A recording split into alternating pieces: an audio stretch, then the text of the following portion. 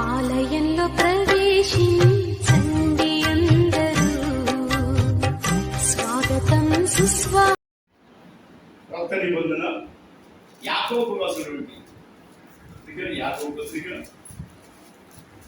5వ అధ్యాయం 13వ వచనం, పేజీ నెంబర్ 212, వెనుక భాగం నుంచి 212.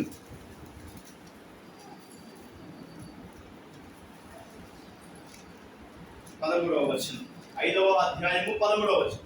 మీలో ఎవరికైనా శ్రమ సంభవించినా అతడు ప్రార్థన చేయవలెను.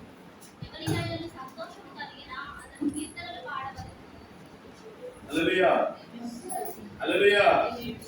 మరొకసారి నేను చదువుతున్నాను. మీలో ఎవరికైనా శ్రమ సంభవించినా అతడు ప్రార్థన చేయవలెను. ఎవరికైనా సంతోషము కలిగినా అతడు కీర్తనలు పాడవలెను. హల్లెలూయా, హల్లెలూయా. ప్రియులారా, అందరికీ పరిశుద్ధ లేఖనం సెలవిస్తున్న ప్రియులారా, ఏమని? మీకు శ్రమ వచ్చినదా? మీలో ఎవరికైనా శ్రమ కలిగినదా? శ్రమ వచ్చినదా? ఏం పేరట? ప్రార్థన చేయవలను. హల్లెలూయా. మీలో ఎవరికైనా శ్రమ సంభవించదా అతడు ప్రార్థన చేయవలను అంటున్నాడు. మీలో ఎవరికైనా శ్రమ వచ్చిన ఎడలా ఏం చేయాలట? ప్రార్థన చేయాలి. కానీ మనం ఏం చేస్తాం? ఫోన్ కొడతాం. మనం ఏం చేస్తాం? ఫోన్ కొట్టు, గిఫ్ట్ పట్టు. మీలో ఎవరికైనా శ్రమ సంభవించినా అతను ఏం చేయాలట? ప్రార్థన చేయవలను. చేయవలసింది మొట్టమొదటి ఏంటమ్మా? ప్రార్థన. హల్లెలూయా. అంటే శ్రమ అంటే ఏంటిదమ్మా? మరి శ్రమ అంటే ఏంటిది?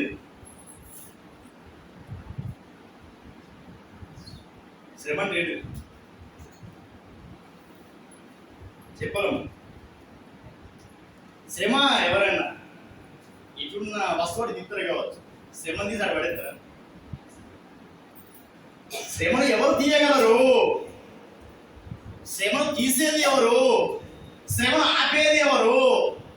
శ్రమను తగ్గించేది ఎవరు? శ్రమ బరువును దించేది ఎవరు? మరి ఎందుకు నీకు శ్రమ కలిగిన వేళ నీకు ఇతరులకు పంచుకోవడము? నీకు శ్రమ సంభవించినదా? నీవు ప్రార్థన చేయడం లేఖనం సెలవిస్తుంది. ఎందుకంటే శ్రమ తీసివేయరానిది. శ్రమ తీసివేయరానిది. శ్రమ ఇంకొకరికి అప్పచెప్పేది కాదు. శ్రమ ఇంకొకరికి పంచుకునేది కాదు. శ్రమ తీసివేయరానిది. హల్లెలూయా. ఏదమ్మా? తీసివేయరానిది. ఇప్పుడు నీ బరువు నువ్వు తీయాలంటే ఏంటమ్మా? కష్టమే కదా. నీ బరువు తీసుకుంటావా? ఏం చేయాలమ్మా? నీ ఇష్టము అంటే నీ కష్టం ఏదైనా కానీ నీ పరిస్థితి ఏదైనా వచ్చేది ఏంటంటే శ్రమ. శ్రమను తీసివేయరానికి. మరి తీసివేయరాని శ్రమ మనుషులతో పంచుకుంటే ఎలా? మనుషులతో పంచుకుంటే ఎలా? శ్రమ తీసివేసేది కాదు. శ్రమ తీసివేసేది కాదు. శ్రమతో ఇంకొకరికి పంచుకునేది కాదు. శ్రమ నీది. శ్రమ వచ్చింది నీకు. నువ్వేం చేయాలి? లేక నువ్వేం చెప్తావు? నీకు శ్రమ కలిగినదా? నువ్వు ప్రార్థన చేయాలి. కానీ నీకు శ్రమ కలిగిందా? అమ్మకు చెప్పు, అక్కకు చెప్పు అని లేఖనం చెప్పాలి. లేఖనంలో చెప్పండి. నువ్వెందుకు చేస్తున్నావు మరి? అంటే శ్రమ అనుభవం నీకు లేదైతే, శ్రమ అనుభవం లేకపోయినప్పటికీ కూడా శ్రమను గురించి నువ్వు ఎప్పుడు వినలేదైతే, హల్లెలూయా. ఈరోజు శ్రమ నీకు ఒక్కడిగా అనుకుంటున్నావు. ఈ రోజున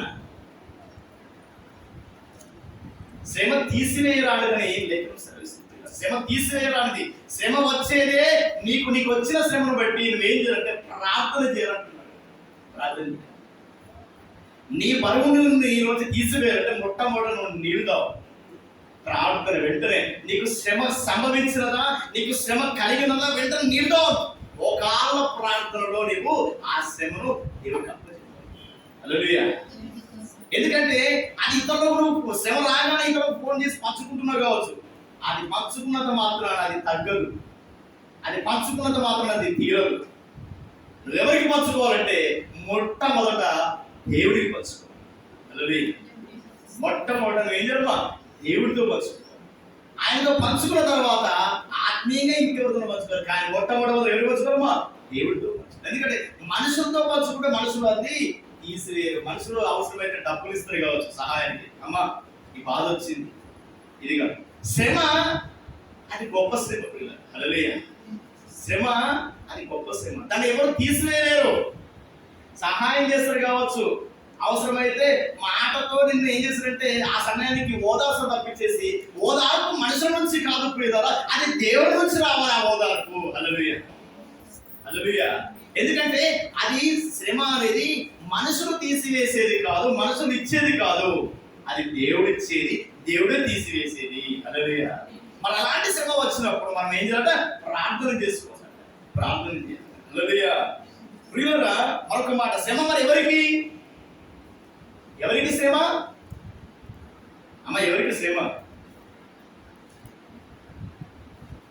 నువ్వు ఏ పరిస్థితుల్లో చూసినా శ్రమను తీసివేసేది కాదు అనే విషయం తెలుసుకుంటాను. తీసివేస్తావా ఏమ్మా? నీకు శ్రమ తీసేస్తున్నావా? ఎవరి ద్వారా తీసివేయడం జరుగుతుంది? దేవుడి ద్వారా తప్పించేసి ఎవరి ద్వారా తీయరాది కాదది, అది ఆయనే తీయాలి. అందుకనే ప్రార్థన చేయాలట. శ్రమ వచ్చినదా, శ్రమ కలిగినదా మోకాలై. మనుషులను నమ్మకు, మనుషులకు చెప్పకు. వాళ్ళు చెప్తే అంటారు తప్ప ఏం లేదు.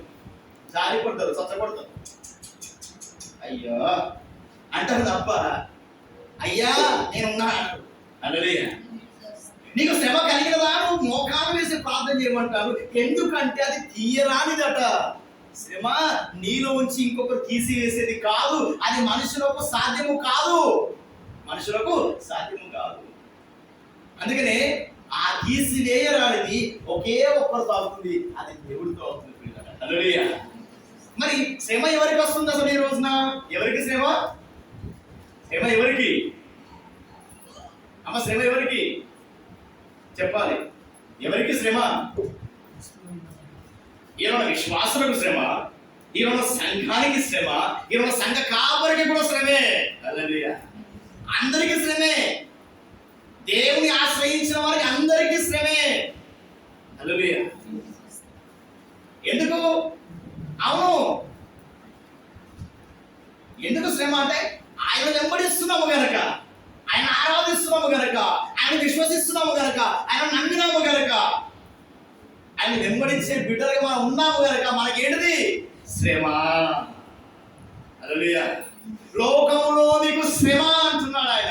లోకంలో మీకు శ్రమ.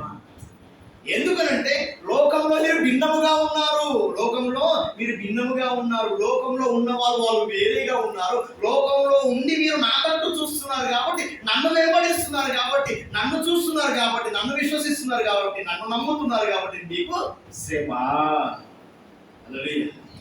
మరి అలాంటి ఆ శ్రమను తీసివేయాలంటే మరణం నాతోనే పంచుకోవాలి తప్ప మీరు లోకంతో పంచుకుంటున్నారు అంటున్నాడు ఆయన.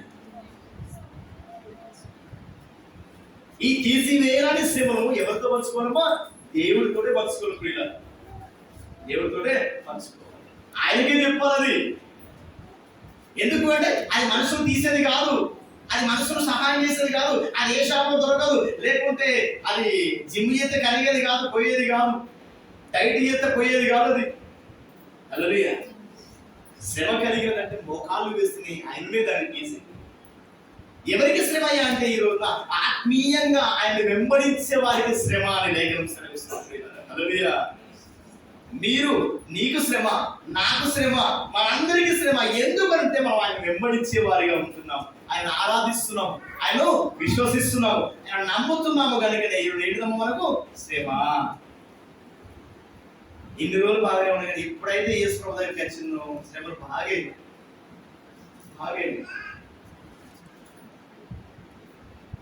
క్రమంగా నేను వచ్చిందో లేదు, పట్టకలిసి మీద ఎత్తాను.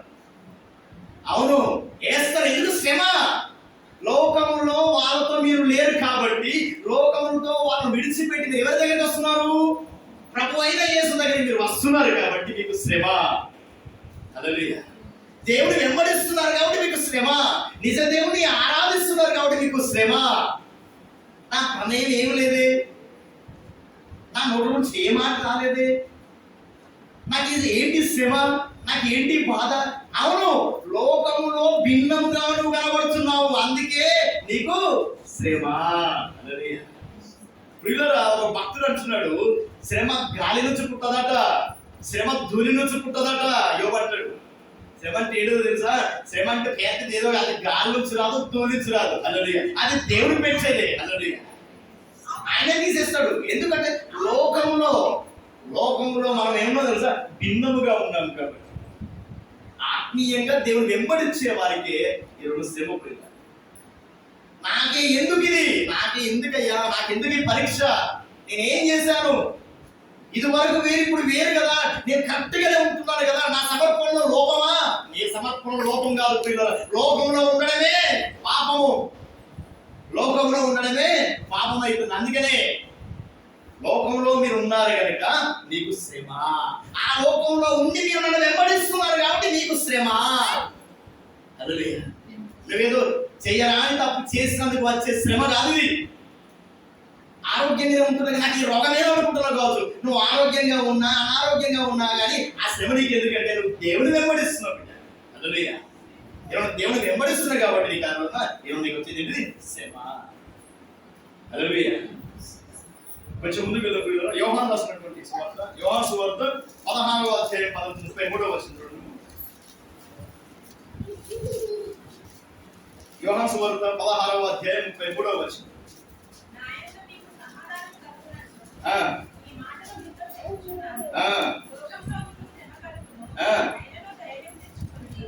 హల్లెలూయా. ఏమంటున్నాడమ్మా? చదవమ్మా కొద్దిగా. హల్లెలూయా. నా యందు మీకు సమాధానం కలుగునట్లు ఈ మాటలు మీతో చెప్పుచున్నాను. హల్లెలూయా. శ్రమ కలిగింది, మీకు శ్రమ వస్తుంది, శ్రమను అనుభవిస్తున్నాం ఈ రోజున. ఈ శ్రమను అనుభవించే ఈ రోజున నీకు దేవుడు మాట్లాడుతున్న మాట ఏంటి తెలుసా? ఆదరణ కలిగించే మాట, ఓదార్పునిచ్చే మాట, నేను బలపరిచే మాట, నేను నడిపించే మాట, నేను దృఢపరిచే మాట, నిన్ను వెలిగించే మాట. ఇది చూడండి, అక్కడ ఇది చూడండి.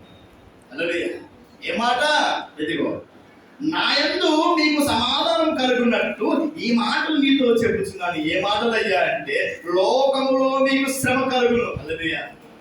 ఆయన అంటున్నాడు, లోకంలో మీకు శ్రమ కలుగును, లోకంలో మీకు శ్రమ కలుగును. ఎందుకంటే మీరు నన్ను విశ్వసించి నన్ను నమ్మి నన్ను వెంబడిస్తున్నారు కాబట్టి మీకు లోకంలో శ్రమ ఉంటుంది ఖచ్చితంగా. హల్లెలూయా. కానీ ఈయన మాటల్ని సమాధానం ఉంచండి అంటున్నాడు. హల్లెలూయా. నేను చెప్పబోయే మాటల మీద మీరు సమాధానం ఉంచండి దయచేసి. హల్లెలూయా. దేవుడు మాట్లాడుతున్న మాట ఖచ్చితంగా మీకు శ్రమ ఉంటుంది, కానీ నా మాటల మీద మీరు సమాధానంగా ఉండండి అంటున్నాడు. హల్లెలూయా. నా మాటల్లో మీకు సమాధానం కలుగును. ఈ మాటలు వినండి. లోకంలో మీకు శ్రమ కలుగును, అయినను ధైర్యం తెచ్చుకొనుడి. ధైర్యం తెచ్చుకోవాలట. లోకంలో మనకు శ్రమ అయినప్పుడు కూడా మనం ఏంటంటే ధైర్యం తెచ్చుకోవాలి. ఎందుకనంటే నేను లోకమును జయించి ఉన్నాను అంటున్నాడు. హల్లెలూయా. లోకంలో శ్రమ వస్తుంది, శ్రమ వచ్చింది, మీరు భయపడకండి, మీరు ధైర్యముగా ఉండండి, మీరు ధైర్యంగా ఉండండి. ఎందుకంటే ఈ లోకాన్ని నేను జయించాను అంటున్నాడు. హల్లెలూయా. ఏమి స్తోత్రం చెప్పండి అమ్మా. ఎందుకంటే శ్రమ చూసి మీరు భయపడకండి, శ్రమ చూసి మీరు కృంగిపోకండి, శ్రమ చూసి మీరు నిరాశపడకండి, నిశ్చలో ఉండకండి. లోకంలో శ్రమ వస్తుంది. ఎందుకంటే నన్ను వెంబడిస్తున్నారు కాబట్టి వస్తుంది మీకు. కానీ ప్రియులారా, ఇప్పుడు నేను చెప్పే మాట మీకు సమాధానంగా ఉండండి, సమాధాన పడడానికి ముందుకు రండి. ఎందుకంటే ఈ లోకాన్ని నేను జయించాను, మరి నేను జయించినట్టుగా మీరు కూడా జయించగలరు అంటున్నాడు ఆయన. హల్లెలూయా. హల్లెలూయా. ఇప్పుడు లోకంలో మీకు శ్రమ అని అన్నాడు, తర్వాత మీరు ధైర్యంగా ఉండండి, నేను జయించాను అంటున్నాడు. అంటే నీకంటే నాకంటే మొట్టమొదట ప్రాముఖ్యంగా ప్రథమంగా ఆయన శ్రమ అనుభవించాడు అన్నట్టు. అవునా లేదా? యేసు ప్రభు అనుభవించినటువంటి శ్రమ మనం అనుభవించాము. ఆయన అనుభవించిన శ్రమ నువ్వు అనుభవించావు. పరిశుద్ధ గ్రంథంలో ఒక భక్తుడు ఉన్నాడు మనకు తెలుసు, యోబు గారు కొంతవరకే, కానీ యేసు ప్రభు శ్రమను అనుభవించినట్టుగా అసలు శ్రమ అనుభవించలేదు. హల్లెలూయా. హల్లెలూయా. శ్రమ అంటేనే అసలు యోబు అంటారు కదా. యోబుని గురించి ఒకసారి పక్కన పెట్టినట్లయితే మన దేవాది దేవుడు అనుభవించిన శ్రమను బట్టి అసలు ఎవరు అనుభవించలేదు. అటువంటి వాడు ప్రపంచంలో లేడు, అటువంటి వాడు ప్రపంచంలో రాడు. అందుకనే ఈయన ప్రపంచవ్యాప్తంగా క్రీస్తును జన్మదిన వేడుకలు జరుపుకుంటే, ఎందుకంటే ఈయన ఆయన శ్రమల గురించి ప్రపంచానికి తెలుసు. యేసు ప్రభు శ్రమ ప్రపంచానికి తెలుసు. హల్లెలూయా. ఎందుకంటే లోకములో ఆయన ఎంత శ్రమ పడ్డాడో, ఆయన ఎంతగా శ్రమలో ఆయన అనుభవించాడో మనందరికీ లేఖనాలతో మనం చూస్తాం, చదువుకుంటాం. ఆయన పడ్డ శ్రమ ఆయన పడ్డ శ్రమ అంటేనే మన యోగ ఆత్మీయంగా మన పుస్తకం చదువుకుంటాం. కానీ అంతకు మించిన శ్రమ, ఒక భారముతో, ఒక బాధ్యతతో లోకంలో శ్రమను అనుభవించినటువంటి వాడిగా యేసు ప్రభువు వారు ఉంటారు. ఈరోజు నీకు వచ్చే శ్రమను చూసి నువ్వు కృంగిపోవద్దు. ఈరోజు నీకు వచ్చే శ్రమను చూసి నువ్వు బాధపడద్దు. ఎందుకంటే నీకంటే గొప్ప ఘోరమైన శ్రమను ఆయన అనుభవించిన. అందుకే ఆయన అంటున్నాడు, నా మీద సమాధానం ఉంచండి బిడ్డలారా, నేను భరించినటువంటి శ్రమ మీరైతే భరించలేదు కదా, అయినప్పటికీ కూడా నేను భరించాను, నేను సహించాను, నేను జయించాను అంటున్నాడు ఆయన. అన్నది నేను జయించాను. ఇక నీకు వచ్చే శ్రమ కాదట, మనం పొందుకునే శ్రమే కాదట. ఎందుకంటే ఆయన శ్రమను అనుభవించడంలో మన అనుభవం సరిపోదు, ఆయన అనుభవం మనకు సరిపోదు. అసలు అంతటి త్యాగం మనం చేయలేదు. ఎందుకంటే లోకమంతా ఏం చేశారు, మేము ఉమ్మి వేశారు, కొరడాతో కొట్టారు, ముళ్ళ కిరీటం పెట్టారు, చెయ్యని తప్పు చెయ్యని నేరం. అది శ్రమ అంటే ఖచ్చితంగా. చెట్లకు పుట్టలు తప్ప మనుషులు తప్ప చెట్ల పుట్టకు అంతే అన్నట్టు ఆయన అసలు రావాల్సిన అవసరం లేదు. ఆయన శ్రమ ఎందుకు అనుభవించాడు? లోకం ఆయన ప్రేమించాడు కాబట్టి ప్రేమించిన వారి కొరకు ఆయన శ్రమ పడ్డాడు, శ్రమ పెట్టాడు, శ్రమ పడ్డాడు కూడా.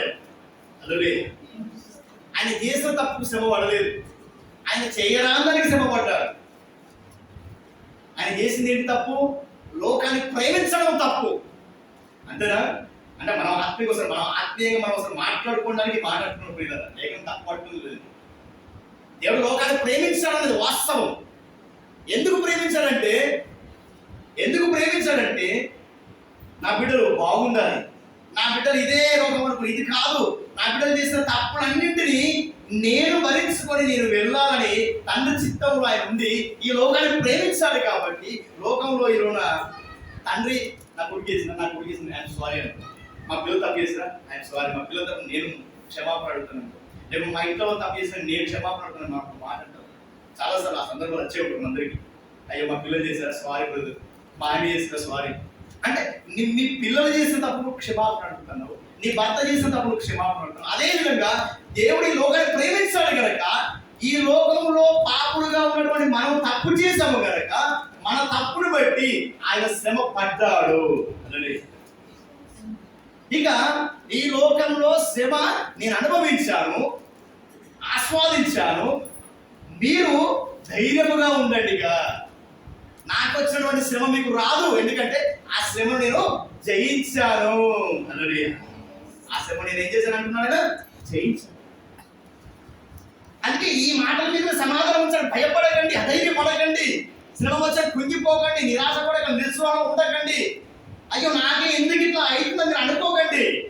సాక్షాత్తు యేసు ప్రభువు వారికి శ్రమ కలిగినప్పుడు ఆయన ధైర్యంగా ఉన్నాడు. ఆయన లోకాన్ని జయించాడా లేదా అనే ఒక ఆత్మీయమైన ఆలోచన చేసుకోండి. హల్లెలూయా, హల్లెలూయా. ఈ నా మాటలలో మీరు సమాధానం ఉంచండి, మీరు ధైర్యంగా ఉండండి. ఎందుకు అనంటే ఈ లోకాన్ని జయించాలి కనుక మీకు జయమే. హల్లెలూయా. లోకాన్ని జయించాలి కనుక మీకు జయమే అంటున్నారు. కానీ ఆ జయాన్ని పొందుకోవాలంటే మనమేం చేయాలి? ఈరోజు ప్రార్థన చేయాలి. ఏం చేయాలి? ప్రార్థన. ఈరోజు తెలుసా మీకు ఏంటిదో? ప్రపంచ ప్రార్థన దినోత్సవం. హల్లెలూయా. ఈరోజు ఏంటిది? ప్రపంచ ప్రార్థన దినోత్సవం అన్న. నాకు తెలియదు, గొప్ప గొప్ప దయగలు చెప్తే నాకు తెలుసు, నేనే తెలుస్తున్నాను. హల్లెలూయా. ఈరోజు శ్రమ, లోకంలో మనకు శ్రమ మనం అనుభవిస్తున్నాం. ఈ శ్రమ పోవాలంటే నా మాట ధైర్యంగా ఉంచుకుంటే అది ఏ విధంగా ఆయన ధైర్యం ఏమిటంటే తండ్రితో ప్రార్థన చేశాడు, తండ్రికి విన్నవించుకున్నాడు. ఆయన తండ్రితో ఎలాగైతే విన్నవించుకున్నాడో ఈరోజు మనం కూడా తండ్రికి మన పరిశుద్ధాత్మని మనం ఏం చేయాలమ్మా? విన్నవించుకోవాలి. ఎలా ఉన్నా ప్రార్థన పూర్వకంగా. హల్లెలూయా. శ్రమ నుంచి మనకు విడుదల. అందుకే అంటున్నాడు, మీకు శ్రమ కలిగినదా ప్రార్థన చేయవలను అంటున్నాడు. హల్లెలూయా. యేసు ప్రభువు వారికి ఏది కలిగినా ఏమొచ్చినా ఆయన ఏం చేసిన వెంటనే మోకాలు వేసి ప్రార్థన చేశారు. తండ్రి దగ్గరికి కొండ మీదకి వెళ్ళి ఏం చేస్తామా మోకాలు వేసి ఏ బాధ కలిగినా, బాప్తిసం ఇచ్చే యోహాను మరణించినప్పుడు కూడా ఎంతో బాధ, ఎంతో దుఃఖం, ఎంతో కోపం వచ్చినా కానీ ఆ కోపాన్ని దిగమిగుకోవడం కానీ ఏం చేస్తారు వెంటనే మోకాలు వేశారు, ఏడ్చి. చెయ్యరాని తప్పు అసలు ఆయన ఏం చేయలేదు బాప్తిసం చేయడం. కేవలం హేరోదు యొక్క కుమార్తె జన్మదిన వేడుకలో ఏం కావాలి అమ్మ నీకు అంటే, నాకు బాప్తిసం ఇచ్చే యోహాను తల కావాలంటది. పట్టటిగానే నాకు బర్త్డే గిఫ్ట్ కావాలని అంటది. అయ్యో ఏదో మంచివాడు అప్రోచ్, అయ్యో నా బిడ్డకి ఇప్పటి కోరిక కోరికింది అని చెప్పేసి వెంటనే నా బిడ్డ అడిగింది కదా ఇచ్చేసేయండి, ఇచ్చిన మా నాటకు నేను ఉన్నది కదా అనగానే ఉన్నట్టు బట్టిగానే బాప్తిసం ఇచ్చే యోహాను గారి తలను తీసుకొచ్చేసి అక్కడ ఏ తప్పు చేయలేదు, ఏ తప్పు చేయలే. ఆయనకి ఎందుకు ఆ శిక్ష? శ్రమ కంటే ఇది ఘోరం. ఇంకా మరి ఆ టైంలో యేసు ప్రభు ఉన్నాడు కదా, యేసుడు తెలవదా యోహాను గారు ఏ తప్పు చేయాలంటే అది దైవ చిత్తం, అది దైవ చిత్తము. ఎందుకంటే బాప్తిసం ఇచ్చే యోహాను గారు స్వయంగా యేసు ప్రభు వారికి బాప్తిసం ఇచ్చేసింది. ఇక ఇద్దరు కలిసి ఆ పని చేయాలి, ఇద్దరు కలిసి సర్వసృష్టికి సువార్త ప్రకటించారు. కానీ యేసు ప్రభు వారి మీద ఆ బాధ్యత ఉన్నది కాబట్టి మన దేవుడి చిత్తము కావచ్చు అది బాప్తిసం ఇచ్చే యోహాను మరణించడం. వెంటనే ఈ విషయము యోహాను గారి శిష్యులు, బాప్తిసం ఇచ్చే యోహాను గారి శిష్యులు యేసు ప్రభుతో చెప్పడం జరుగుతుంది. అయ్యా యేసయ్య ప్రభు యోహాను గారిని తల శిరస్కందం చేశారని చెప్పడం జరుగుతుంది. వెంటనే ఏడుస్తాడు, ఏమి అనలేక కోపంతో రగిలిపోయి ఏం చేస్తా తెలుసా, వాళ్ళ మీదకి పోయి శపించడు. వాళ్ళు ఏమని చేస్తా ఆ సమయంలో, కానీ ఏమి చేయలేక కొండ మీదకి వెళ్ళిపోయి ఏం చేస్తామా ప్రార్థన చేసుకుంటాడు. ఎందుకంటే శ్రమ వచ్చింది ఆ సమయంలో. అయ్యో అసలు ఏమి చేయరని నేరానికి బాప్తిసం ఇచ్చే యోహాను తల తీయడం జరిగిపోయింది. ఆ విషయంలో ఆయనకు బాగా దుఃఖమైంది. ఇలా ఎవరైనా కానీ దుఃఖంలో ఉన్నప్పుడు కానీ, శ్రమలో ఉన్నప్పుడు కానీ, బాధల్లో ఉన్నప్పుడు కానీ, ఇబ్బందులు ఉన్నప్పుడు కానీ ఏం చేయాలి వెంటనంటే మనం దేవుడి మొట్టమొదటి పని ఏంటంటే మోకాలు వేసి ప్రార్థన చేయాలి. హల్లెలూయా.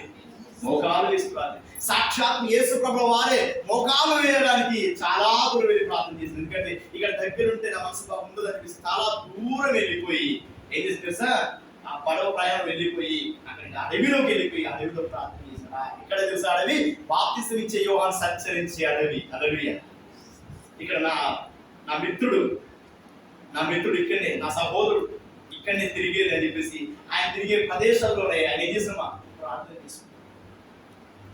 అంతే తప్పించేసి ఆయనకు వచ్చిన శ్రమను బట్టేసి ఎవరికి పోలేదు, ఆయన వచ్చిన శ్రమను బట్టి ఎవరిని నిందించలేదు. శ్రమ ఈరోజు ఎందుకు తెలుసా, ఆత్మీయ అనుభవంలో నడిపిస్తుంది తప్ప శ్రమ నిన్ను కృంగదీయకుండా ఉండాలి, శ్రమ నిన్ను నిలదీసే విధంగా ఉంటాడు. శ్రమను అనుభవించాలి, ఎందుకంటే శ్రమ ఆయన అనుభవించిండు. ఆయన అనుభవించిన శ్రమ నువ్వు కూడా అనుభవించాలి, ఎందుకంటే ఆ శ్రమ ఆయన జయించిండు. హల్లెలూయా. ఆ శ్రమ ఆయన జయించిండు కాబట్టి మనం కూడా జయించాలంటే జయించడానికి ఒకే ఒక మార్గము ప్రార్థన. హల్లెలూయా. ప్రార్థన. యేసయ్య ప్రభు పాదాలు పట్టుకుని వేడుకోవడం తప్ప వేరొక శరణ్యం మనకి శరణ్ అని చెప్పేసి ప్రార్థనతో మనము ఈ శ్రమలో మనం వేడుకో. ఈ శ్రమ నాకెందుకు, ఈ కష్టం నాకెందుకు అంటున్నావు. ఏ కష్టపడకపోతే, ఏ పాపంలో ఈరోజు ఏ దోషంలో ఆయన లేడు, మరి ఎందుకు ఆయనకు శ్రమలో బలియాగం అయిపోయారు? ఇది ఆత్మీయ బాధ ఆలోచన. అయినప్పటికీ కూడా ఈ మాటల మీద నాకు మీరు సమాధానం ఉండండి అంటున్నాడు. నేను చెప్పే మాటల మీద మీరు సమాధానంతో ఉండండి, నా మాటలు మీరు సమాధానంతో ఉండండి. ఎందుకంటే మీరు ధైర్యంగా ఉండండి. లోకాన్ని నేను జయించాను, నేను జయించిన ప్రకారం మీరు జయిస్తారు. అది ఎప్పుడయ్యా అంటే ప్రార్థన ద్వారా. ఆయన కూడా ప్రార్థన చేశారు. ఎన్నో శ్రమలు వచ్చినా, ఇబ్బందులు వచ్చినా, ఇక్కడికి వచ్చినా ఆయన ఏం చేసినామా ప్రార్థన పూర్వకంగానే ముందుకెళ్ళారు. యేసు ప్రభువు ఉమ్మి వేశారు, దొబ్బేశారు, నెట్టి వేశారు. ఎన్నో శ్రమ. సాతాను కూడా ఏం చేసింది, ఆయన్ను శోధించింది. యెరూషలేము ఆ గుడి ఎక్కించేసి కింద పడేసంత శ్రమ తీసుకొచ్చేసి శోధన. అయినా కూడా బాధపడ్డా, భయపడ్డా, తండ్రి మీద భారం వేసుకుని ప్రార్థనతో ముందుకు వచ్చాడు. హల్లెలూయా. చిన్న బాధ, చిన్న శ్రమ వస్తే మనం తొలగిపోకూడదు. ఎందుకంటే లోకంలో జయించిన లోకంలో మనం ఉన్నాం కాబట్టి మనకు శ్రమే. ఎందుకంటే లోకంలో మనము భిన్నంగా ఉన్నాం. కానీ మీరు ధైర్యంగా ఉండే బిడ్డలారా, నేను లోకం జయించాను. ఎన్ని ఇబ్బందులు వచ్చినా, ఎన్ని ఇక్కట్లు వచ్చినా, ఎన్ని శ్రమలు వచ్చినా మీరు నా తట్టు చూడండి. ఎందుకంటే నా తట్టు చూసే వారికి శ్రమ ఎక్కువగా ఉంటుంది. కానీ ఆ శ్రమ నేను జయించాను కనుక మీరు కూడా జయించగలరు. నా మాట మీరు సమాధానం ఉండండి. ఇది ఒక ప్రార్థన పూర్వకంగా ముందుకు రండి అంటున్నాడు. హల్లెలూయా, హల్లెలూయా. ఎందుకంటే నన్ను వెంబడించే వారికి శ్రమ. మరి ఆ శ్రమ పోవాలంటే ఏం చేయాలి? ఒక చక్కటి మాట చూడండి. కీర్తనల పుస్తకము 119వ కీర్తన, 119వ కీర్తన తురుతురుగా 119 50వ వచనం. ఈ వాక్యములను బ్రతికించుచున్నది. ఆ. నా బాధలో ఇదే నాకు నెమ్మది కలిగించుచున్నది. హల్లెలూయా. ఏం చేయాలమ్మా? మనం ప్రార్థన చేయాలి. శ్రమ కలిగిందా? శ్రమ కలిగిన వెంటనే ఏం చేయాలమ్మా? ఎదిగో ఈ మాట మాట్లాడుకుని మనం ప్రార్థన. నీ వాక్యమును బ్రతికించి ఉన్నది, నా బాధలో ఇదే నాకు నెమ్మది కలిగించుచున్నది. ఈ వాక్యాన్ని పఠిస్తూ ఏం చేయాలమ్మా? ప్రార్థన పూర్వకంగా దీని పాదాలు పట్టుకొని మనం మొరపెట్టుకోవాలి. హల్లెలూయా. ఎందుకంటే యేసుప్రభువు వారు మాట్లాడుతున్న మాటలు ఏంటి? ఈ నా మాటల మీద మీరు సమాధానం ఉండండి, సమాధానం ఉండండి. అది వాక్యము. ఆయన మాట అనగా ఏంటమ్మా? వాక్యము.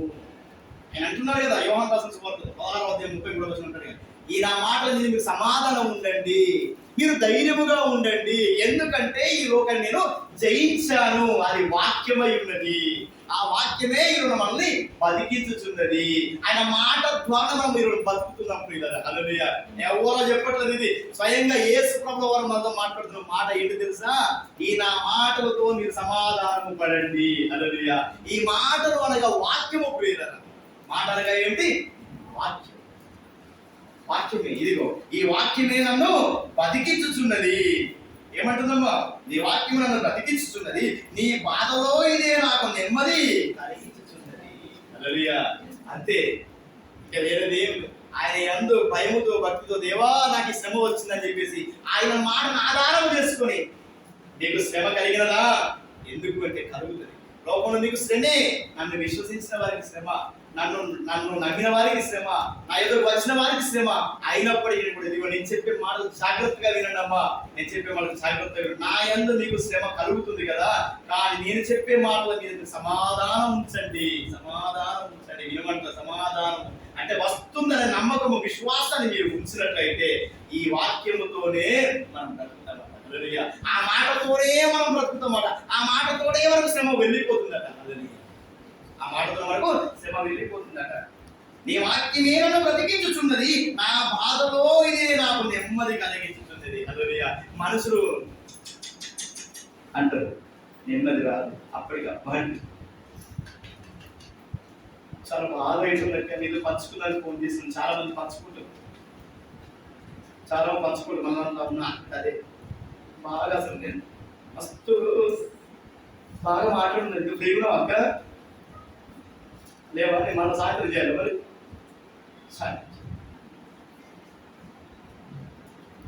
ఈ వాక్యం ఏనాడు బ్రతికించుచున్నది, అది నెమ్మది. నా బాధలో నాకు కలిగిన బాధలో నెమ్మది కలిగించుతున్న ప్రియుల, ఇంత గొప్ప ఆదరణ, ఇంత గొప్ప ఓదార్పు మనుషులు ఇవ్వరు నీకు.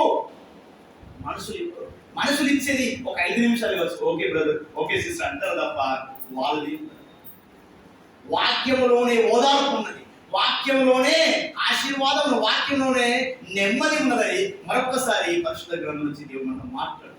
ఎప్పుడంటే నా యందు శ్రమ కలిగింది కదా, నా యందు నా మాటల మీద మీరు విశ్వాసంతో ఉండండి, సమాధానంతో ఉండండి. నా మాటల మీద సమాధానం ఉంచండి, వాళ్ళ మాటల మీద కాదంటున్నాడు. హల్లెలూయా.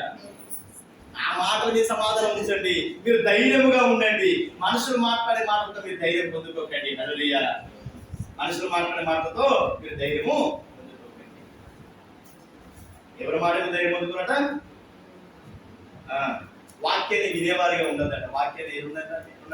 తినేవారిగా ఉండదు. వాక్యాన్ని వినేవారిగా ఉండదట. ఒక ఐదు చెప్తున్నారు. వాక్యాన్ని ఎట్లున్నారట? తినేవారిగా ఉండదట. హల్లెలూయా. వాక్యాన్ని ఎట్లున్నారటమా? వినేవారిగా కాదు, తినేవారిగా ఉండాలట. అందుకనే ఈ యొక్క వాక్యము, నీ వాక్యము ఏంటట? నీ వాక్యము చదవాలమ్మా. నన్ను బ్రతికించుతున్నది. ఎందుకు? వాక్యం తింటే బ్రతుకుడే. ఆహారం తింటే బతుకుడు కాదు, వాక్యం తింటే బతుకుడే. అలాగే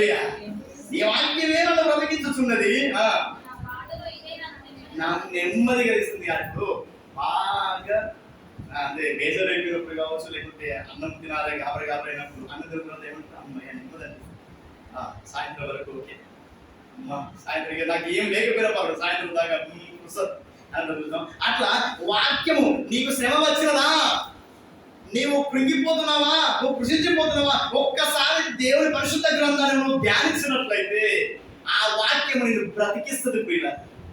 హల్లెలూయా. ఆ వాక్యం నిన్ను బలపరుస్తుంది, ఆ వాక్యం నిన్ను నడిపిస్తుంది ప్రియుల. హల్లెలూయా. హల్లెలూయా. ఆ వాక్యము నువ్వు వింటున్నావు, నువ్వు చదువుతున్నావు కాదు, నువ్వు తినడం ద్వారా నువ్వు ఏం చేస్తావు తెలుసా, నువ్వు బ్రతుకుతావు ఈరోజు. హల్లెలూయా. ఎందుకంటే ఆ వాక్యం నీలో కలిసి బలహీన సమయంలో అది బలాన్ని ఇస్తుంది. హల్లెలూయా. బలహీన సమయములో నీ బలము ప్రసాదించుము. బలహీన సమయం అంటే ఏంటిది మనకు తెలిసి మనకి ఎట్లా వస్తుంది, తింటే వస్తుంది. బలహీన సమయంలో బలాన్ని ఇవ్వడం వీళ్ళు ఆత్మీయం కలిగిస్తే. బలహీన సమయం అంటే ప్రార్థన జీవితం లేదు, బలహీన సమయం అంటే వాక్యము మనలో లేదు. అలాంటి సమయంలో నీ జీవనదిని నా హృదయములో ప్రవహింపజేయుమయ్యా నీ వాక్యము ద్వారా. నేను ప్రార్థన చేస్తున్నాను తండ్రి, నేను స్తుతిస్తున్నాను తండ్రి. లోకంలో మీరు శ్రమను అనుభవించారు, మీరు జయించారు. ఓ మరణమా నీ ముళ్ళు ఎక్కడా, ఓ మరణమా నీ విజయం ఎక్కడా, ఓ లోకమా నీ సంగతి ఏం చేసింది ఆయన. హల్లెలూయా. నీ సంగతి చెప్పాను ఆయన. అందుకనే నా ప్రియ సహోదరి సహోదర, ఈ రోజు ఆయన లోకాన్ని జయించిన వాడిగా ఉన్నాడు కనుక మనం కూడా జయిస్తామని ఆయన ఎదురు చూస్తా ఉన్నాడు. లోకంలో శ్రమ వచ్చిన మనం కృంగిపోవద్దట, మన ఆత్మీయ జీవితంలో సన్నగిరిపోవద్దట. ఏం చేయాలమ్మా, లోకానికి ఎదురుగా వెళ్ళాలట. చాప ఎదురుతా తెలుసమ్మా, చాప ఎదురుత వెళ్తాడు తెలుసా. భక్తుడు పోతుంటే ఇట్లా దొరుకుతాడు, అత్తవాడు దొరుకుతాడు. ఎందుకు అంటే ఎదురుతా బ్రతకాలి, నేను బ్రతకాలి పోత మనం అంటే చచ్చవుతాడు. అట్లా మనం కూడా లోకంలో శ్రమలు వస్తూ ఉంటాయి, బాధలు వస్తూ ఉంటాయి. మనం నేను చచ్చా, నేను చావద్దు, ఇట్లా వెళ్ళిపోతాను. చేపలు ఎక్కువ ఉండాలి, చేప ఎదురైతే ఎదురుంటుందో అట్లా ఎదురుదల. ఎందుకంటే మనకు శ్రమ మనకు తెలుసు, చేపకు తెలుసు అది పడితే బలం పడుతుందని దానికి తెలుసు. అందుకనే బ్రతకాలని ఆశ. ఇలా మనం కూడా లోకంలో జయించాలంటే ఆత్మీయంగా మనం ప్రార్థనతోటి మనం జయించాలి. హల్లెలూయా. ఎందుకంటే ఆయన జయించాలి కాబట్టి మనం ధైర్యంగా ఉండాలి ఈరోజు అంటున్నాడు. హల్లెలూయా. నేను జయించి వచ్చాను, మీరు ధైర్యంగా ఉండండి, నా పాదాలు పట్టుకుని వేడుకున్నట్టున్నాడు ఆయన. హల్లెలూయా. నీ వాక్యం నన్ను బ్రతికించును, అదే నాకు నెమ్మది కలిగించును నా పాదలు అంటున్నాడు. హల్లెలూయా. హల్లెలూయా. అంటే ఈ రోజున మరియమ్మ శ్రమ కూడా చాలా గొప్ప శ్రమ. ఆమెకు ఎంత శ్రమ ఉంటుంది. వివాహం కాకముందే ఎంత శ్రమ అనుభవిస్తున్నారు. అయ్యా మొన్ననే గెలుసుకుని ఇది ఎక్కడిది, ఏమైంది అయ్యా అని అవరు ఎక్కుతుంది. మా బయట ఎక్కుతుంది చాలు ఎంత. అట్లాంటిది కన్యక గర్భం దేవుడు ఎంచుకున్నటువంటి బిడ్డకు ఎంత శ్రమ లోకములో, ఎన్ని నిందలు, రాళ్ళతో వచ్చినట్టు రంపతో వచ్చినట్టు. ఏం చేసిందో, ఎక్కడ పోయింది అప్పు, కింద తలకే ఎత్తే పైకి చూస్తే మేము అనుకున్నాం మంచిది అనుకున్నాం, గిత్తనా గత్తనా. అందుకే మరియా నీవు భయపడకు అన్నాడు. హల్లెలూయా. మరియమ్మా నువ్వు భయపడకు, గర్భాన్ని ధరించబోతున్నావు. మంచిదే అయ్యా. మరిది ఒక పురుషుడు స్త్రీ ప్రమేయం లేనిది ఈ విపత్తు. అవును, అది మనుషులతోటి కాదు, ఆయనతోటి అది అవుతుంది. కానీ ఈమెను ఒక పాత్రగా వాడుకునే టైంకు ఈమెకు శ్రమ అనుకోవచ్చు. శ్రమ కలుగుతుంది. మరియమ్మకు తప్పలేదు శ్రమ. మరియమ్మను వాడుకున్నాడు. ఎందుకు? ఆయన పరిశుద్ధుడిగా మరి కన్యక గర్భం బయటకు రావాలి కాబట్టి తన గర్భాన్ని ఆయన ద్వారముగా వాడుకున్నాడు. పెళ్లి కాక మునిపి ఏందమ్మా ఈ చోద్యము, పెళ్లి కాకముందే ఎక్కడమ్మా ఇది ఎక్కడ నిన్న కన్నా అని చెప్పేసి అంటా ఉంటే, అయ్యో లోకం పక్కన పెట్టు, కట్టుకున్న భర్త, కాబోయే భర్త, ప్రధానం చేయబడినటువంటి భర్త కూడా అనుమానపడి బయటికి వెళ్ళిపోయిండు చెప్పక చేయక. అప్పుడు మన కాబట్టి ఎందుకు తెలిపోయి, యోసేపు తప్పు నాయన, చాలా పవిత్రురాలు కన్యక, అది నా ద్వారా పరిశుద్ధ ఆత్మ ద్వారా గర్భం వచ్చి తప్పించేది, ఆమె ఇలాంటి తప్పు చేయలేదు, నువ్వు వెళ్ళు అని ఆ ఒక్కరితో మాత్రమే ఆయన చెప్పాడు. హల్లెలూయా. ఎందుకు? ఈ లోకంతో అవసరం లేదు. మనం అనుకుంటాం, అయ్యో నా ఇంట్లో నేను ఎలాంటి వాడినో తెలుసు, నాకు ఎందుకు ఇస్తామంటున్నావు. నీకు లోకంతో చెప్పకపోవచ్చు, దేవుడితో మాత్రము దేవుడిని ముట్టిండు. హల్లెలూయా. దేవుడు శ్రమను అనుభవిస్తున్నాడు, దేవుడిని ముట్టినట్టే ఈ రోజున నువ్వు చేయడానికి తప్పుకు పడనాటి పాటలు పడుతున్నావు కదా నీకు ఎందుకంటే మరియమ్మకు తప్పలేదు. మరియమ్మకు తప్పలేదు. కన్యక గర్భంలో దేవుడు రాబోతున్నాడు. కానీ రాబోయే ముందర లోపల ఏమైంది శ్రమ. అయ్యా ఇది మంచిదే, సాక్షాత్తు దైవ కుమారుడు ఆ గర్భంలో రావడం అనేది చాలా శుభపరిణామం, సంతోషం. కానీ అన్నకానే పెద్ద వెళ్ళినది, కానీ అన్నకానే వెళ్ళినది. నువ్వు వెళ్ళిపోతా 2 నిమిషాల నేను ఎంటర్ అవుతా లోకంలో. ఇక చూడు క్రమేప ఎన్ని మోయాలి, ఎన్ని భరించాలి. రాళ్ళతో కొట్టిరు, రంపాలు కోసే మాట వచ్చిందా? పెళ్లి కానీ ఆమెకు గర్భం ధరించడం ఎన్ని మాటలు, ఎన్ని నిందలు, ఎన్ని అవమానాలు అనుభవించలేరా? అంటే శ్రమలో ఆమె ఏం చేసింది? దీవించబడ్డది. ఈరోజు శ్రమ వస్తుంది, శ్రమ వచ్చే వాళ్ళు దేవుడు తెచ్చేయబోతున్నాడు. హల్లెలూయా. శ్రమ నీకు కలుగుతుందా, దేవుడికి ముడుతున్నాడు. హల్లెలూయా. శ్రమ నీకు కలిగిందా, దేవుడు నీ జీవితంలో ఎంటర్ అయ్యాడు. హల్లెలూయా. అందుకనే లోకంలో శ్రమకు మీరు భయపడకండి, ఎందుకంటే లోకంలో శ్రమ వస్తుంది. ఎందుకంటే మీరు నన్ను వెంబడిస్తున్నారు కాబట్టి మీకు వస్తుంది. అయినప్పటికీ మీరు ధైర్యం తెచ్చుకోండి, ఎందుకంటే లోకంలో నేను శ్రమను జయించాను, నేను జయించిన ప్రకారం మీరు కూడా జయిస్తారు అని అంటున్నారు. ఎప్పుడంటే అది ప్రార్థన పూర్వకంగా మనం ముందుకెళ్ళాలి. హల్లెలూయా. ప్రార్థన ద్వారా అది సాధ్యం. చూడు పిల్లలు, చివరికి ఒక మాట చూస్తున్నాం. అపొస్తలుల కార్యములు 9వ అధ్యాయం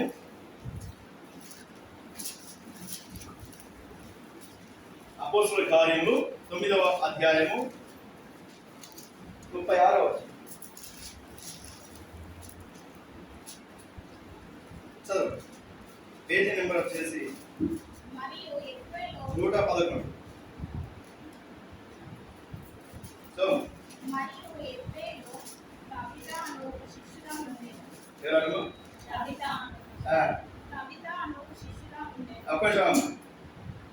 మరియు ఎప్పేలో తబిత అను శిష్యురాలు ఉండెను. శిష్యుడు అంటే తెలుసు, శిష్యుడు అంటే మనకి తెలుసు, విడివినడం. శిష్యుడు అంటే మనకు తెలుసు, శిష్యురాలు అంటే యేసు ప్రభువు వారిని ఆమె వెంబడిస్తుంది. హల్లెలూయా. అవునా కదా? యేసు ప్రభు శిష్యులు ఎందరూ అయ్యారు? 12 మంది అంటారు. కానీ శిష్యురాల్లో ఇది మొట్టమొదటి శిష్యురాలుగా కనబడుతుంది. ఎవరామె? తబిత. ఎవరు? అనతబిత గారు. ఇక్కడ వేరే చదవడం. ఆమెకు భాషాంతరమున ఆమెకు వేరే పేరు కూడా ఉన్నదట. ఏంటి? దోర్క అనే పేరు. ఆమె సత్క్రియలను ధర్మ కార్యమును బహుగా చేసి ఉండెను. ఆ దినమందే ఆమె కాయిల పడి చనిపోగా. కాయిల పడి అంటే ఏదో రోగం వచ్చిందమ్మా, ఏదో విపత్తు ఆమె ఎదురైంది, ఆమె చనిపోయింది. ఏదో ఒక రోగము, ఏదో ఒక విపత్తు ఎదురయ్యి ఆమె చనిపోయింది. ముఖ్యంగా ఆమె మొట్టమొదటి ముందు మాట ఏంటిది? ఆమె సక్రియల ద్వారా, అంటే ఆమె చక్కటి గుణవతిగా ఉన్నది, చక్కటి మరి దానధర్మాలు చేసేటువంటి ఆలోచనలో ఉన్నది, దేవుని విషయంలో ఎన్నో పలు సేవా కార్యక్రమంలో పాల్పంచుకుని సేవలో నిమగ్నమై ఉన్నది కనుక ఆమె సత్క్రియల చేత ఎదురడమా, ఆమె సత్క్రియల చేత ధర్మ కార్యములు బహుగా చేసి ఉండెను. ఆ దినమందే, ఆ సమయంలోనే ఆమె ఏంటట? కాయిలో పడి చనిపోగా. అంటే రోగం వచ్చి చచ్చిపోయిందట. ఏమొచ్చమ్మా? ఇంటి అక్కడ ఏమైందట? రోగం వచ్చి చనిపోవడం జరిగింది. బాగా వినండి. ఆమె చనిపోవడం జరిగింది, ఆ శవానికి స్నానం చేయించడం జరిగింది, పడుకోబెట్టడం జరిగింది, తీసుకపోవడం ఆలస్యం. ఏమయ్యా సిద్ధపడ్డారు? అక్కడ సమాధి కార్యక్రమం అక్కడ పూర్తయిందా? అంటే మేము తీసుకురావడానికి ఏం లేదు కదా అక్కడ తగారా? అంటే ఇద్దరుగా మా తల్లి పెట్టడం, ఇక కూర్చోడం విషయంలో అన్ని అక్కడ జరిగారు. అంత క్లియర్ ఫోన్ చేయండి. ఇక ఫోన్ చేసి మాట్లాడే తర్వాయి ఇలాంటి సమయంలో చక్కటి సక్రియలు చేసి ధర్మకార్యంలో పాల్పొందపరచుకున్న ఒక శిష్యురాలు, ఆమె పేరు తబిత. అలాంటి ఆవిడ కాయిలో పడి, అంటే ఒక రోజున రోగముతో ఉండి మరణించిన తర్వాత ఆమె శవానికి, ఆమె బాడీకి స్నానం చేయించి ఏం చేశాడ? పైన మేడ గదులు ఇచ్చాడు. ఇక సిద్ధపడితే ఇక రావాల్సిన ఇక చుట్టూ దురపాత్రలు నచ్చుకుంటూ రాని అని ఇక చూసి పెట్టాను. చదువు. వృద్ధ ఎప్పేకు దగ్గరగా ఉండు చేత పేతురు అక్కడ ఉన్నాడని 7 పనులకు 2 మనుషులు అతని ఎదురు పంపిరి. హల్లెలూయా. పక్కనే వృద్ధ అనే అక్కడ ఎప్పేకు దగ్గర, వృద్ధకు ఎప్పేకు అంటే వీళ్ళేమో ఎప్పేరు. ఈ తబిత దగ్గర కూడా ఆమె సేవ చేస్తుంది కదా, ఆమె సేవకురాలుగా శిష్యులుగా వినబడుతుంది. ఆమె దగ్గర కూడా ఇంకెంతో మంది శిష్యులు ఉంటారు కదా. అంటే ఇంకా గొప్ప దైవ సేవకుడిగా ఉన్నట్టు గొప్ప పరిచయం చేస్తాడు. ఆయన పట్టుకుని అతన్ని ఒక ఇద్దరు మనుషులను ఆయన దగ్గర పంపడం జరిగింది. ఇక సేవ అంటే ఇక సేవా దృక్పథంలో వెంటనే పేతురు కూడా తడుపు చేయక ఆగకనే వచ్చేసిందట. చదవడం పేతురు లేచి వారితో కూడా అక్కడికి వెళ్ళి చేరినప్పుడు వారు మేడగదిలోని అతన్ని తీసుకొని వచ్చింది. ఇతరులందరూ వచ్చి ఏడ్చుచు దోర్క తమతో ఉన్నప్పుడు పుట్టిన అంగిలను వస్త్రము చూపుచు అతని ఎదుట నిలిచిరి. అయ్యా రాయచ్చు, ఎంత మంచి తెలుసా, ఎంత మంచి శిష్యులు తెలుసా, ఈమె దగ్గర మేమందరం ఉంటున్నాం, మాతో పాటు ఆమెతో పాటు మేము కూడా మమ్మల్ని కూడా ఇక్కడ ఉంచింది, ఎంతో గొప్ప పరిచయం చేసేది, ఇది ఆమె పుట్టిన అంగి చూడండి, ఎంత సేవ చేసేది అంతా అని చెప్పేసి పేతురుతో ఆ బాధంతా చెప్పుకుంటూ ఏడ్చుకుంటూ ఉన్నదట. వెంటనే పేతురు అందరిని వెలుపలకు పంపి మోకాలుని ప్రార్థన చేసి క్షమ వైపు తిరిగి తబితా ఎమ్మనగా ఆమె కన్నులు తెరిచి పేతురు చూసి లేచి కూర్చుంటాను. హల్లెలూయా, హల్లెలూయా. ఏమైందమ్మా కూడా ఏమైపోయింది?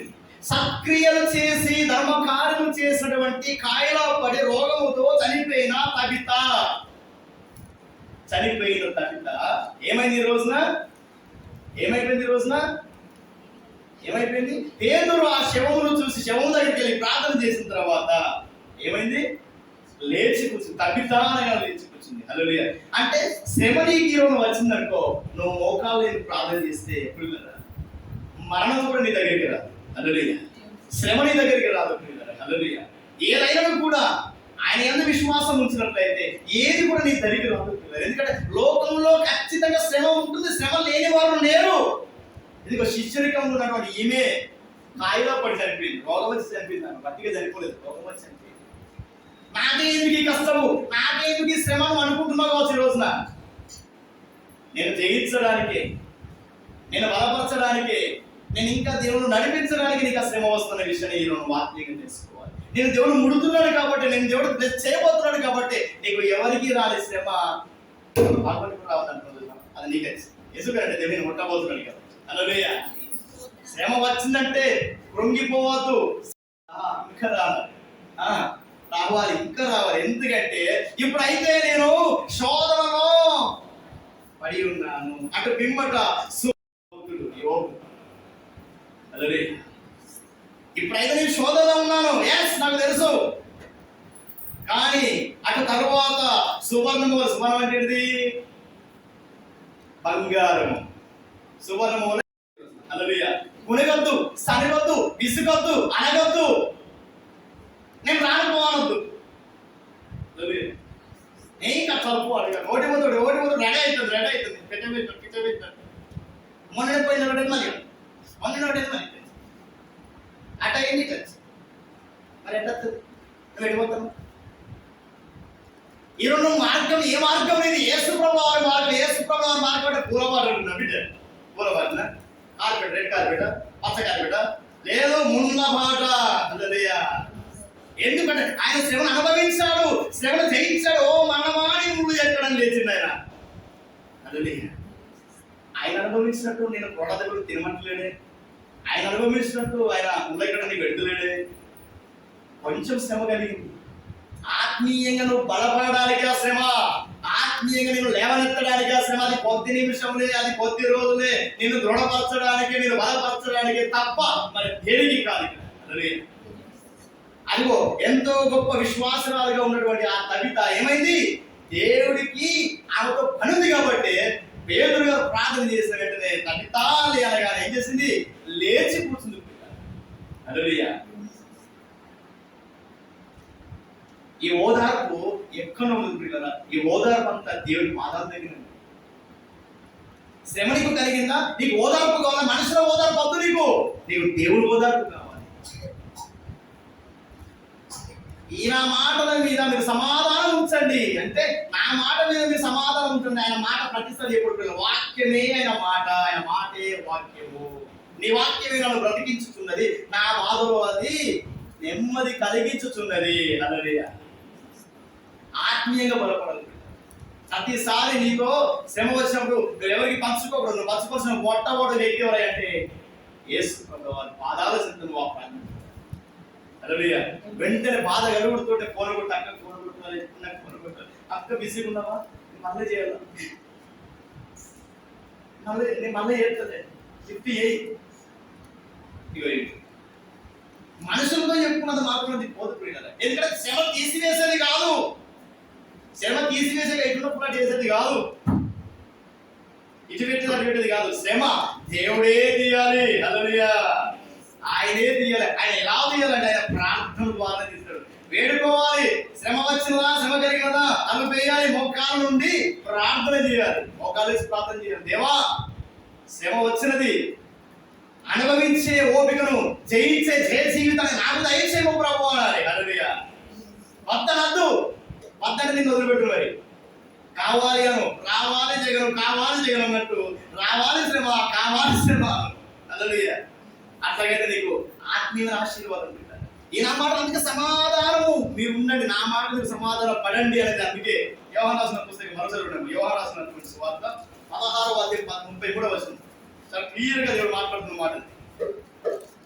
ఆయన మీకు సమాధానం కలుగునట్లు ఈ మాటలు మీతో చెప్పుచున్నాను. లోకములో మీకు శ్రమ కలుగును, ఆయనకు ధైర్యం తెచ్చుకొనుడి. నేను లోకములో జయించుచున్నాను. నా యందు మీకు సమాధానం కలుగునట్లు ఈ మాటలు అంటే నేను చెప్పే మాటలు ఇదిగో మనకు ఆయన వాక్యము నెమ్మది ఇస్తుంది. ఆయన వాక్యము మన బాధ నుంచి విడుదల ఇస్తుంది. కాబట్టి ఈ నా మాటలు మీతో చెప్పుచున్నాను. లోకంలో మీకు శ్రమ వస్తుంది, ఆయన ధైర్యము తెచ్చుకోండి. ఎందుకంటే లోకాన్ని జయించారు కంటే నేను జయించిన లోకము మీరు కూడా జయించదు. ఎప్పుడు అంటే మనస్పూర్వకంగా మీరు నాకు ప్రార్థన చేసినప్పుడు, నన్ను వేడుకున్నప్పుడు. ఎందుకంటే నేను నా తండ్రిని వేడుకున్నాను, అటువంటి మీరు నన్ను వేడుకోండి అని అంటున్నారు. హల్లెలూయా. హల్లెలూయా. కీర్తన పుస్తకం చివరి చూస్తున్నాం. కీర్తన పుస్తకంలో 2వ అధ్యాయం మాట చూస్తున్నాం.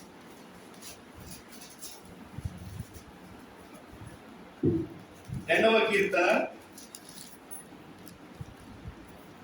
8వ వచనం చూడము. నన్ను అడుగుము, జనమును నీకు స్వాస్థ్యముగాను, భూమిని దిగంతముల వరకు సొత్తుగాను ఇచ్చేదను. శ్రమ వచ్చిందా, నన్ను అడుగు. శ్రమ ఎట్లా నేను చెప్తా. పక్కన అడుగు, కాన్సెప్ట్ చెప్తారు. నన్ను అడుగు, ఖచ్చితంగా చెప్తాను. అన్నది బాగుంది. హల్లెలూయా. నన్ను అడుగు, జనము నీకు స్వాస్థ్యంగా చేస్తాను, భూమిని దిగాంతము నీకు సొత్తుగా ఇచ్చదను. ఇనప దండముతో నీవు వారిని నలగగొట్టెదవు, కొండను పగలగొట్టినట్టు వాని ముక్కలు చక్కరగా పగలగొట్టెదవు. కాబట్టి రాజులారా వివేకులై ఉండుడి, భూపతులారా బోధనందుడి. ఇదిగో బోధనందుడి. హల్లెలూయా. భయభక్తులు కలిగే యెహోవాను సేవించుడి, గడగడ వణుకుతూ సంతోషించుడి. గడగడ కానీ క్వశ్చన్ నాకైతే గడగడ కనిపిద్దాము. గడగడ అంటే భయపడుతుంది, కానీ గడగడ వంటి మత్తు సంతోషం వస్తుందా అంటే భయపడుతూ శ్రమ వచ్చినప్పుడు మోకాలు వేసి ప్రార్థన చేయాలి. గడగడ. హల్లెలూయా. రాజులారా వివేకులైనుడి, భూపతులారా బోధనందుడి. ఇకనైనా మీరు శ్రమలో పరిపూర్ణమైన ఆశ పొందుకోండి. ఇదిగో నన్ను వేడుకోండి అంటున్నాడు ఆయన.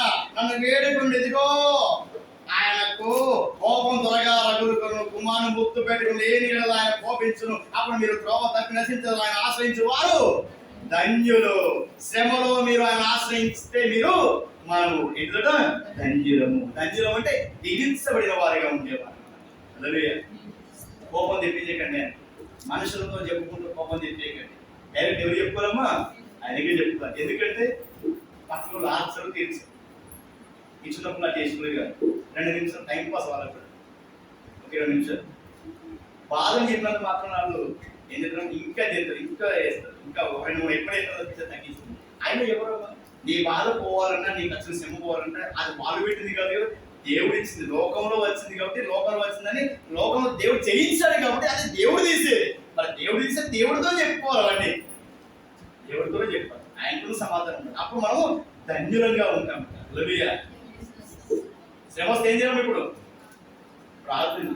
తర్వాతనే అక్కలకు, అమ్మలకు, అన్నలకు చెప్పాలి. అన్ని కూడా చెప్పుకోవాలి, కొన్నే చెప్పుకోవాలి. హల్లెలూయా. శ్రమ వచ్చినప్పుడు ఏం చేయాలమ్మా? ఉణగద్దు, సనగద్దు, గుణసొద్దు. ఎట్లా తెలుసా? నవ్వుకుంటూ ఉండాలి. అందుకనే ఖచ్చితంగా శ్రమ వస్తే నవ్వుకుంటారు. ఎందుకంటే ఇప్పుడైతే మనము శోధనలో ఎన్న తెలుసా నక్కిపోతున్నాం. అటు తరువాత సువర్ణము వల్ల మనం ఏం చేద్దామట దగ్గర నేర్చిపోతాం. హల్లెలూయా. కొన్ని మాటలు నేను దేవుడు దీవించుకున్నాను. దయచేసి వాక్య ప్రార్థన